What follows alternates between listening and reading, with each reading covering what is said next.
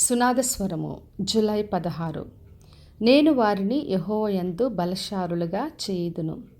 జెకర్యా గ్రంథము 10వ అధ్యాయము 12వ వచనం. మన దేవుడు మనల్ని బలశాలులుగా చేసే దేవుడు. అదే ఈ రోజున వాగ్దానం చేస్తున్నాడు. మనం ఈ లోకంలో ఏ పని చేయాలన్నా బలము కావాలి, ధైర్యం కావాలి.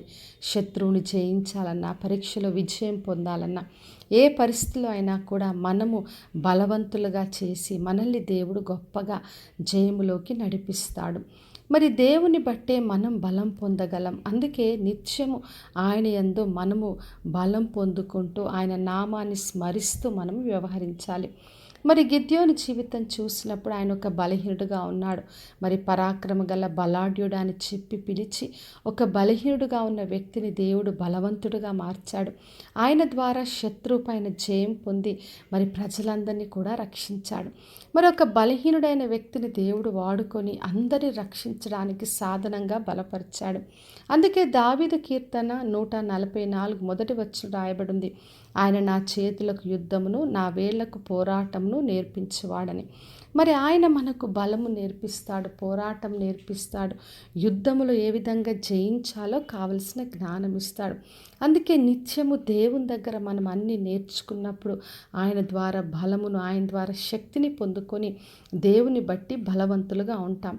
మరి యేసుక్రీస్తు తన శిష్యులతో చెప్పాడు. లూకా సువార్త 10వ అధ్యాయం 19వ వచనంలో, పాములను తేలను త్రొక్కుటకును శత్రు బలమంతటి పైన మీకు అధికారం ఇచ్చినానని చెప్పాడు. మరి ఏది అంత మాత్రం హాని చేయకుండా మరి దేవుడు మరి అధికారం ఇచ్చే దేవుడు. శత్రు బలమంతటి పైన మనకు అధికారం ఇచ్చి మనల్ని జయంలోకి నడిపిస్తాడు. అందుకే ఎఫెసీలకు రాసిన పత్రిక 6వ అధ్యాయం 10వ వచనం రాయబడింది. తుదకు ప్రభు యొక్క మహాశక్తిని బట్టి ఆయన యందు బలవంతులయుండుడి అని. మరి మన బలం మన దేవునిలోనే ఉంది. మన ప్రభువును మనం ధరించుకున్నప్పుడు ఆయన మహాశక్తిని బట్టే మనం బలవంతులుగా ఉంటాం. అందుకే నిత్యం ఆయన సర్వాంగ కవచాన్ని ధరించుకొని మనం అన్ని విషయాల్లో జయం పొందగలం.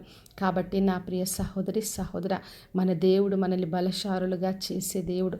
తన బలమును మనకు అనుగ్రహిస్తాడు. కాబట్టి విశ్వాసంతో ఆయన ఇచ్చే అధికారంలో జీవిద్దాం. ఆయన సర్వాంగ కవచాన్ని ధరించి అన్ని విషయాల్లో అత్యధిక విజయాన్ని పొందుకుందాం. ప్రార్థన చేసుకుందాం.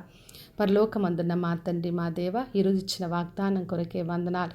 ప్రతి ఒక్కరిని దీవించండి. ప్రతి ఒక్కరికి మీ బలమును అనుగ్రహించి మీలో బలవంతులుగా మార్చి ప్రతి ఒక్క విషయంలో వారికి జయమును కలగచేయమని యేసు నామములో అడిగి వేడుకొంచున్నాను తండ్రి. ఆమేన్. ఈ శుభవచనము వినుచున్న ప్రతి ఒక్కరి జీవితంలో నెరవేర్చబడునుగాక. నేను మీ ప్రియ సహోదరి మంజులా చరణ్.